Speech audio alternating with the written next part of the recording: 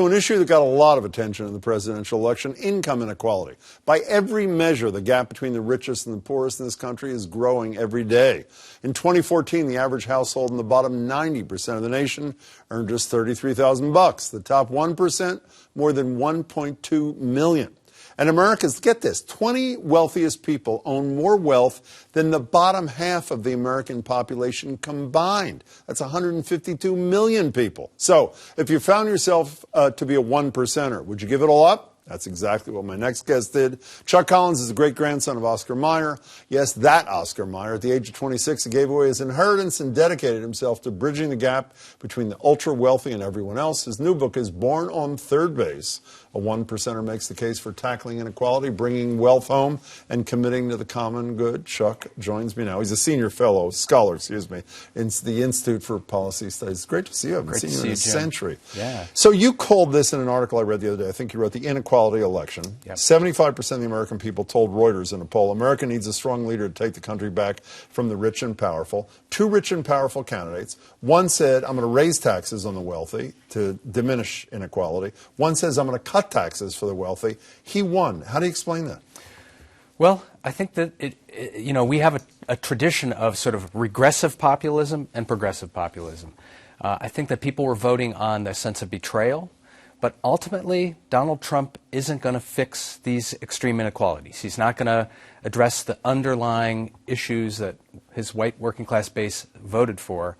So I think pressure is going to keep building to address these inequalities. But don't you think they knew that? I mean, he didn't keep a secret. Well, I said I'm going to cut taxes for everybody. He never hid the fact that he wants to dramatically cut taxes for corporate America. He dramatically wants to cut taxes for the people at the top. So I would say the average voter had a pretty good sense, even if they didn't know the details. That's what they were getting, no? Yeah, although I think people's sense of the trade issues and the sort of that government isn't on their side trumped everything. And that Trump basically saw that he was going to... Is there nothing in his economic populism that would be embraced by Chuck Collins? There's nothing on that list of measures he would take that you would say are taking us in the right direction on this issue? Well, I think his questioning of kind of unbridled free trade, I think he has said some openness to raising the minimum wage, certainly supporting states to do that. I think that like the groups that I'm involved with, like this Patriotic Millionaires group of employers, are really going to call him and push him on raising the minimum wage.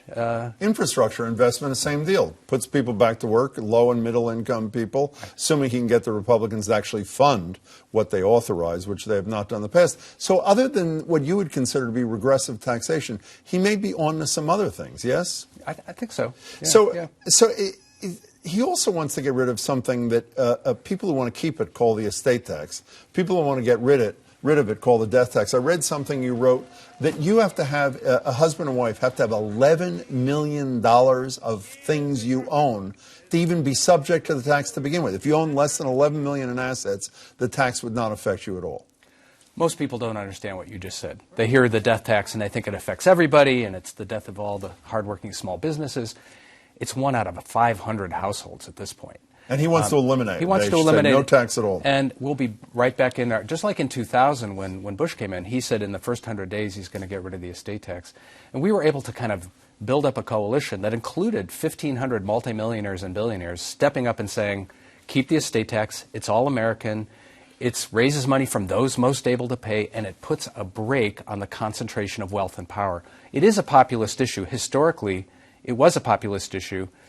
100 years ago is when it actually first passed out of the populist movement. What these patriotic millionaires that do things like that, I assume most of them, I think the patriotic millionaires are supporting the millionaires tax that will be on the constitutional amendment on the ballot here. Do they do this out of selflessness, or is their view that this is also economically and societally better for us? What's the motivation? I think it's ultimately they see that these extreme inequalities are bad for everybody. Why? Why is it bad for a billionaire or a It undermines economic stability. It creates the kind of instability that we're going into here with this kind of this new emerging political situation is a function of the instability in inequality. It leads to a breakdown of civil society. It actually, if they have children and grandchildren, they know that we're moving toward becoming a economic apartheid society, and they don't see that that's in their self-interest. So I knew you, I've known you for many years. I knew you for years before I knew what everybody now knows from your book, that you were born on third base. That's right. That you were the great-grandson of Oscar Mayer. You got a pretty decent inheritance. You kept it for a while, and when you were 26, is that right, you decided to give away the whole thing? Why? Well, I selfishly wanted to find my own way in the world. You know, I didn't Why want... can't you find your own way, not tapping into this thing and have this as security? It's such a game changer, if you will. It just sort of sits there, and it sort of could have a huge effect on the choices I made. And you know, I was working with low-income tenants.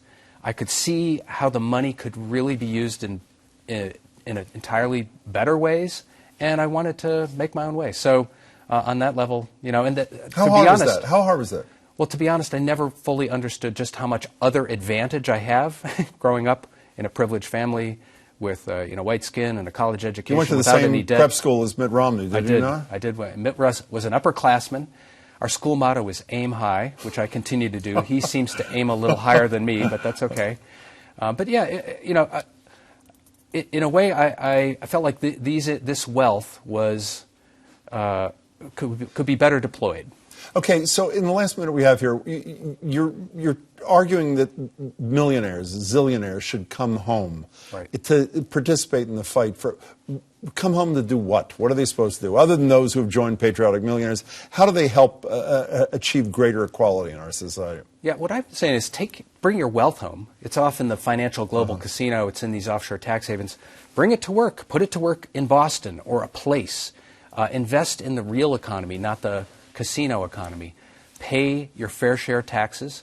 Give generously, but charity is not a substitute for paying your fair share of taxes. You call it the charitable industrial complex. Quickly, only 30 seconds. Why criticize? I mean, isn't that a good thing? Why is that not a good thing? Philanthropy is becoming increasingly top-heavy.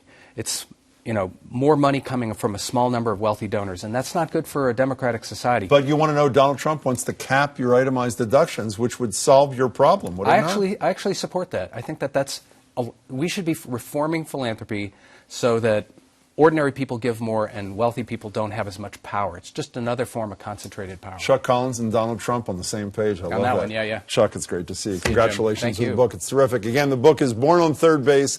A one-percenter makes the case for tackling inequality, bringing wealth home, and committing to the common good. Read it.